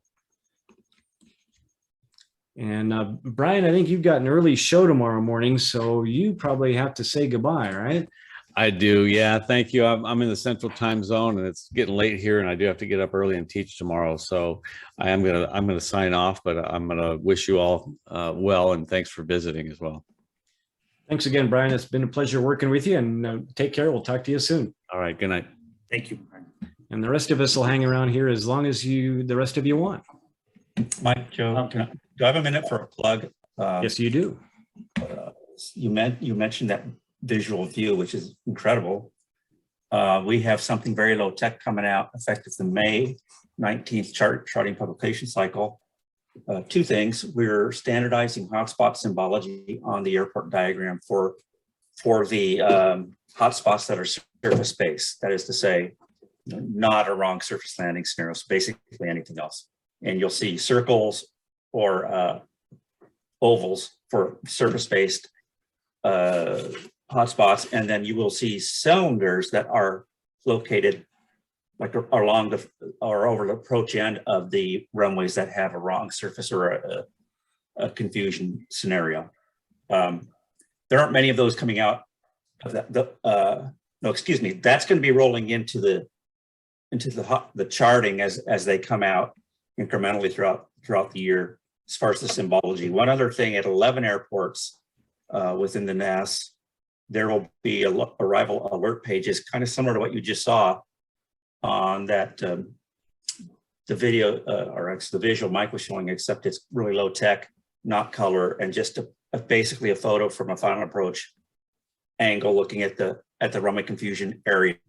So that and that's in a 2-year test period. If that's successful, we would intend to roll that out at more airports. So any feedback you can give us on that, we appreciate as well. I think that Brian's offline, I think, but NAFI, there's also a webinar on NAFI that's saved, our archive that we just recently did a week or so ago, or a couple weeks ago. So please look that up. We really want you to get in on that one and start looking for those. Thanks. Yeah, there's more and more resources coming out all the time. I like the idea of standardizing the hotspots and making them more clear, more uniform among airports. It'll get easier to identify at a glance what the issue might be at that airport. I think that's a great idea. Mike, if I could just maybe poke the bear one last time so we can get any information. I'm curious if there's any information from pilots as to the confusion at nighttime, aligning with the streets as opposed to the runways. The one thing I don't recall getting any information on, if they said it, I'm sorry if I missed it. But again, is there something specific? Is there anything that may be causing the pilots to be distracted or not find the airport? Is there something that can be done to help improve it? Anything like that would be appreciated. So those of you attending, if you have ever accidentally done this, if you've started to roll out of your base turn and you find yourself lined up on I don't know which street it is, it's parallel to the runways. It looks like there's one east and one west. If you've ever done that, think for a moment about what it is that contributed to you lining up on the wrong line, and throw that in the chat or some other way. You've got our emails. We're in the SPANS announcement and somewhere else. Let us know. This is the kind of input that the runway safety team would really like to have. And we're getting a couple comments in here. The sequence flashers on runway 16 right in particular is a big help. Streets don't have sequence flashers, so it's very, very easy to completely identify a runway as opposed to a street with the flashers, the rabbit. The street lights do look a lot like 16 left and right. So runway end identifier lights help. I don't remember offhand from the diagram if we had rails on either of those runways, but that's a big one. You don't get bright flashing strobe lights on a street with that configuration. But that brings up a great point.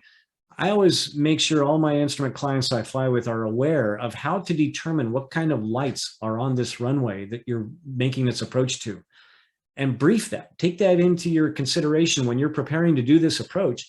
And then when you break out of the clouds or you think you've got the airport in sight, make sure that the lighting you have is what you briefed you would have.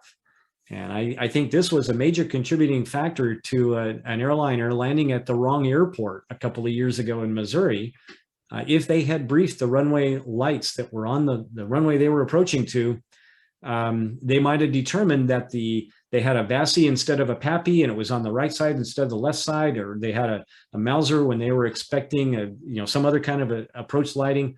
Make sure you've got the right kind of lights. And it's LA. There's lots of lights. So there's VASIs, RILES, ALS. They're all great, and every one of them helps. Yeah, I'll help you out with the questions if you want. Sure.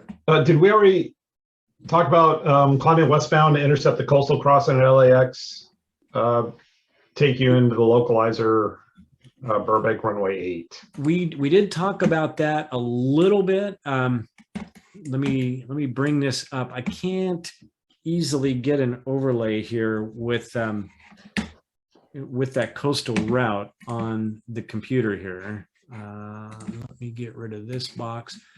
So the coastal route, don't quote me exactly, but it basically comes right by the Santa Monica and Los Angeles airport. There's a northwest to southeast line here. And I believe it's 6,500 feet. Don't quote me on that. So you've got to get from basically sea level to 6,500 feet, essentially, before you get to the Sepulveda Pass. There aren't very many airplanes that can do that. So you need some room to climb. And the problem is coming out of Van Nuys, if you climb out here to the west, you're climbing right into where you see this silhouette of this airplane that's on the ILS approach into Burbank on runway 8. So that's not a good place to do that climb. And of course, at Van Nuys, if you saw the signs that were in the pregame show, if you read the posts, the signs posted all around the airport, they say no turns before the flood basin. Well, the flood basin is this Sepulveda flood control basin right here. Don't turn left or right until you're south of that 101 freeway. That's how you're getting yourself that separation. So it's okay to do that climb between the 101 freeway and the edge of the class Bravo here. So that's really the best place to do it. And obviously you're going to have to be talking to SoCal TRACON to approach control to get clearance into the Bravo. So call them up early, right off the ground at Van Nuys. So they tag you up on their radar. They know who you are. They know what you're doing, and they can help keep the other aircraft separated from you. Okay, great. And then Mitchell asked, why did they refer to a racetrack as a cylinder for a hotspots? I can show that to you guys if you want. I can show you an example if you like. The upcoming hotspot change. I can do that real quick if you like. Yes. Just 2 slides or 3 slides. I would like. You have the controls. Roger. I'll go ahead and if I can now share the screen. I know we're out of time. Hold on. You did it before, so I know you know how to do it. It's easy, right? It's fighting me. It is fighting me. Hold on a second. Okay, there it is. All right. I gotta share screen. Here, then PowerPoint. Okay, can you guys see my screen? Yep. Okay, great. So this is the standard they're going to. Mid-May, it's going to be published. They're standardizing all different shapes. So right now you got all kinds of different shapes that are used, octagons or whatever, and so they're gonna standardize them. So you're gonna see, for instance, this is what it used to look like. Now they're all going to be ellipticals, right? And these are going to be actually to identify hotspots that have to do with wrong surface events. So you'll see that a little bit. And they're going to have this alert page put in there that'll mimic that, right? Hotspot 3, wrong surface event. Aircraft coming in that are cleared to the left will sometimes see the dominant runway and the parallel taxiway and think that this is the left runway and this is the right runway. So this is kind of the way that they're going with it. And they're only doing a test of airports at first. Let me see if I've got, this is not the most current information. This is a draft. Oops, sorry. I don't think I have the list of airports. Nope, I don't. I'm sorry. But they're only doing a small group of airports. They're going to test them for there it is. A couple of years to make sure there's no negative consequences that come out of them, get the pilot feedback and all that other stuff. And then if it works and there's no complaints, then move that on to all the airports in the NAS having the same kind of depiction for wrong surface events, for arrival alerts, and using the standardized format. So I know we're out of time, so I just want to do that as quickly as possible so you guys can at least see the difference between them. I hope that helped. Then you've got airports like North Las Vegas or Honolulu. It's just going to be one gigantic hotspot, the entire airport, right? And Chino. Hey, talking about, somebody asked the question, what about putting, or made the comment, putting a rail for 1/6 left? Or are they too close together? I believe rails are for instrument approaches, and 1/6 left does not have an instrument approach. There you go. Probably my guess is also because that's a runway alignment indicator lights, it's got to be aligned with the runway. So if you'd like to have an angling final, probably wouldn't work. Okay. But and then somebody asked, we kind of talked about Whiteman, but taking off from Whiteman runway 30, best recommendation to transition the LA special flight rules? Either contact Whiteman Tower, Burbank Tower, or contacts us and plan to go southbound on the east side of the freeway. So if you're departing on 30 at Whiteman though, so you're coming off to the northwest here. Probably, yeah, follow the freeway, get comms to Van Nuys, and we'll swing you south. Probably follow the 405 southbound. And that question was specifically about the special flight rules area. Honestly, my opinion is I don't like the special flight rules area. I don't recommend it. I think it's unsafe and I don't fly it myself. But yeah, if you're going to do it, get with SoCal Tracon off the ground. They will hand you off to the CTAF frequency for the SFR, the CIFRA. This is why I prefer the coastal route or the mini route or something like that, where you're talking to a controller, you're inside the Bravo with a clearance and getting positive control inside the Bravo. That's the way to go for my money. Okay, great. Sean Torbett made a recommendation saying there's an app called Atis App, which is a good way. It says it's free, so you don't have to listen to the robot speaking. You can check it out. Yeah, I get Atis on my iPhone through ForeFlight. Get the digital Atis there. And so I don't have to listen to it anymore. It's awesome. At least it works on the ground. It doesn't often work in the air. Okay, and I would like to bring in Michael Williamson here for a minute. He's a flight instructor, very busy up there at Van Nuys and Whiteman. And Michael, stand by here a minute. I'm going to, what I have to do is promote you to a panelist. You're going to get disconnected for a moment and then instantly reconnected again. So actually, maybe I can just allow you to talk now. So if you can. Yes, I can. Okay, that's easier. Yes, but I cannot be, you don't have the camera set up. No, okay, to do that, I'll have to. No worries, nobody just has to see me. I just wanted to point out that I had no camera. To answer the last question about pilots transitioning, especially if they're taking off from 30 to go to the special flight rules area, there's a letter of agreement, an LOA between Whiteman and Burbank and special procedures for going through to the special flight rules area or to go to Southeast or whatever. And Whiteman would prefer you to go off of Whiteman through Burbank's airspace rather than try to go on like a left crosswind departure down through Van Nuys. It's just because all of the LOAs are there and all the procedures, and it's already been all worked out. Okay, that helps. Yeah, so the way to affect this, to do this, is to let the probably the ground controller at Whiteman know that you want to go to the CIFRA. Yes. Yeah, and then they will. Yeah, they'll give you a tag and coordinate with Burbank Tower and. Yes. Well, you're asking for the 4 stacks departure, and for the special flight rules area. Okay. And normally if you're taking off of 1-2, it's straight for the 4 stacks, which by the way, for everybody is going to be demolished. Yeah. So that is going to be gone. And eventually there's going to be a working group with several people to figure out what we're going to use in place of it and how to modify the procedures without that there. But normally they have you over the 4 stacks, and then Burbank Tower will give you vectors to head you that towards the special flight rules area. Or if you're off of 30, you're going to be doing a right downwind over the Hanson Dam, which is that lake area to right there, right where your pointer is, and then towards Burbank, and then Burbank Tower will start giving you vectors towards the special flight rules area. Also, Mike, thank you for putting in a plug for SCOG.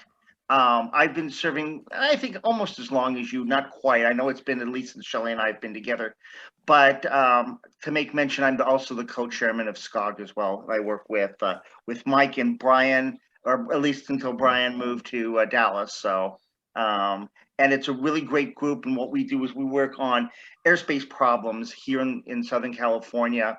Like he mentioned earlier in the presentation, the lack of radar at San Bernardino. We're also working on, in the future, Class B redesign for LA. An airspace issue with Ontario and Chino that has been problematic and has caused airspace incursions. So I'm seeing that Mike is putting this up, and thanks for allowing me the unshameless plug for it. Hey, Mike, we got I didn't want to interrupt, but we got another question when you're ready. Oh, sure, shoot. Hit it. Okay. This is actually a good question. Where is the weather and the wind recording devices? Where are they installed at the airport? And then on average, what's the difference in reported and actual runway wind speeds and directions? But interestingly enough, I was at a RC flying field today with my twins, and one windsock was probably about a 12 to 15 knot wind, and about one was, one direction, and about 300 to 500 feet down the line at the park, 90-degree difference. It was crazy. And good 12, 15 knot wind. But I don't know if the tower or airport can, or if anybody wants to comment on that, but good question. Well, for Van Nuys, the ASOS, which handles all our weather, is right next to the glide slope. And it gives us the average wind. I think it's like either every minute or every 3 minutes, it gives us the average. So it's it'll be yeah, that's where it is.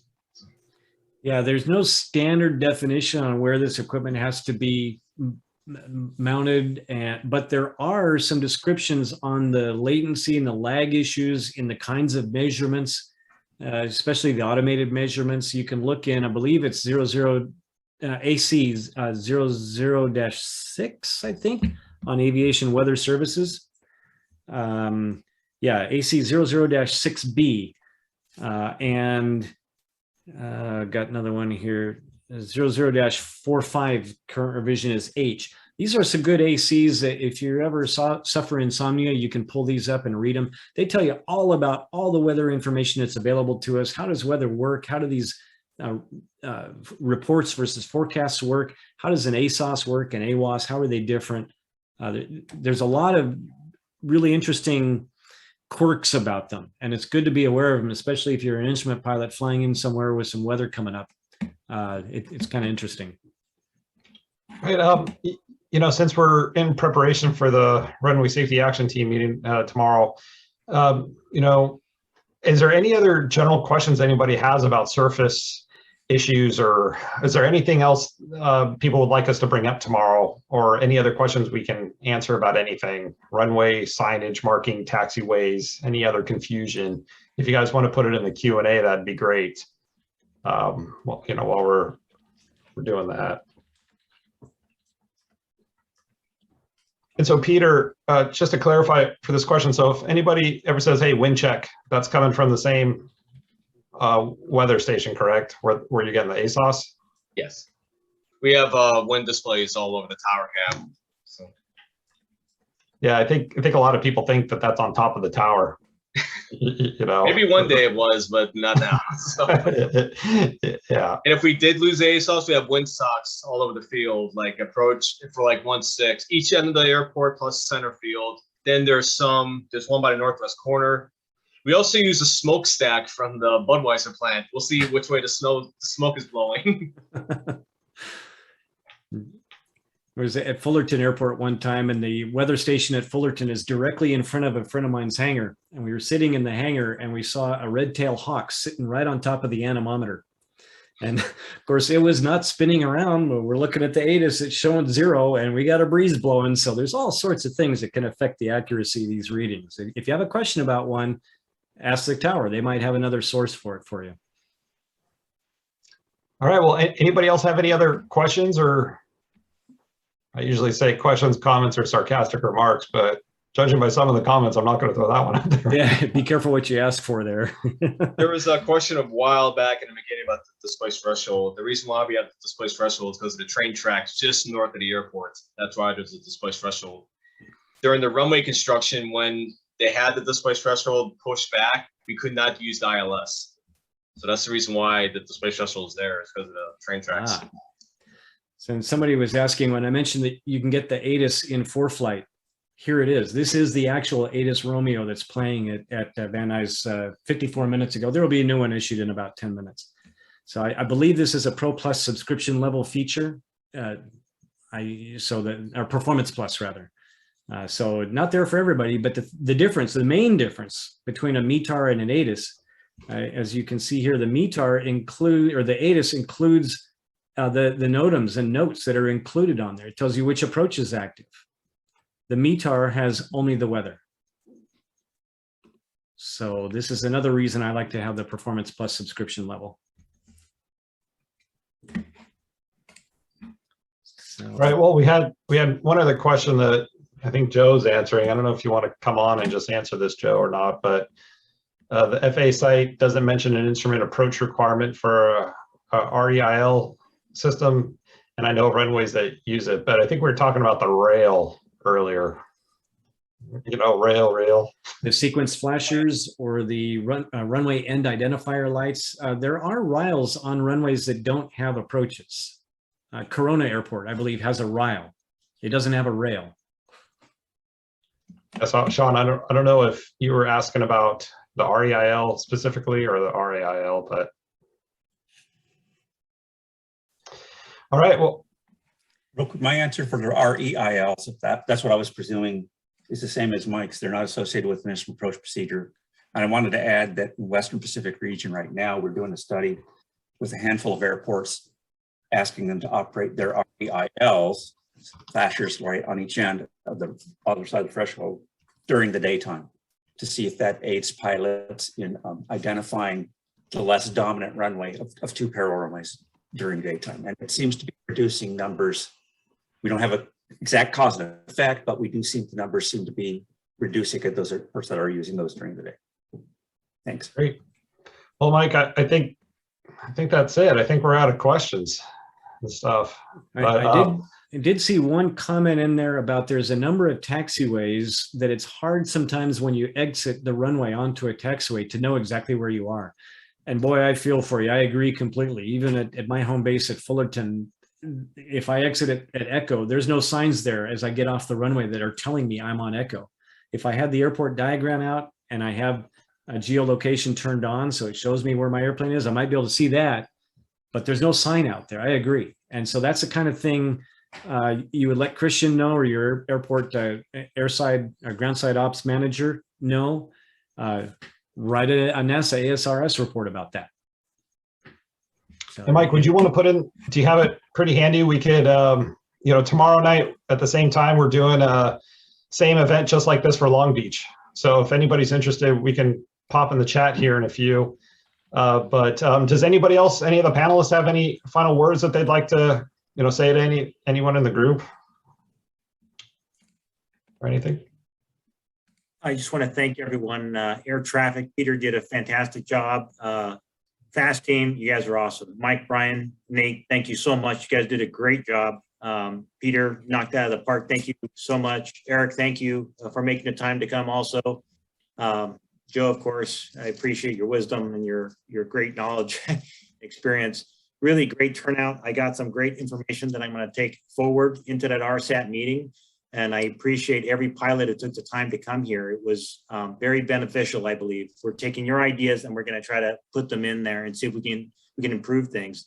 And again, some of the details, you know, these taxiways that you can't exit or whatever, contact Christian. Like you said, that's a great opportunity to improve continually, to improve the signage and whatnot on the airport so it works better for you guys. But thank you again for your time. That's all I can say. I appreciate it. All of you. You're very welcome. And this really is where the rubber meets the road, where the people who use these airports have an opportunity to interact with the people who manage the airports, run the airports, dare I say, control the airports. Maybe that's from the ATC end anyway. I did post a link in the chat there. That's a registration link to the Long Beach Pilot Controller Forum meeting that's set for tomorrow night at 7 p.m. And we'll have different air traffic controllers and airport management there.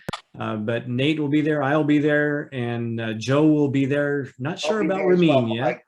I'll be there as well, Mike. Oh, great. We will see you there then. All right. And hey, Peter, thanks a lot for, offering to the public to reach out to you. That's huge. We need more controllers like that across the nation for sure. I'm happy to do it. I even started a coffee with a controller program. 5 or less people call, get together, let's go to Starbucks, we'll have a chat, Yeah. I'm just trying to help as much as I can. You could probably pull up a sofa in the prop park up there and just hold court for hours and get a parade of pilots coming through. And I saw another question about wings credit for this. We'll take care of that automatically. If you follow the directions and follow the registration link, we will have a report that will have your email address in there, and you should see that probably by the end of the week. And then Mike, Jesh, thank you as always. You're the man. For taking your time out of your schedule. You are busy and you do such an awesome job for the community, and you're making a huge impact, and look forward to working with you tomorrow night. Well, I'm having a lot of fun working with you and Joe and Ramin and everybody here, Peter and the rest of the gang. I dig this stuff. So keep doing it, keep asking me, and I'll keep showing up. All right. See you guys tomorrow night. Night, everybody. See ya. Hi, everyone. Thanks. Bye. Thanks.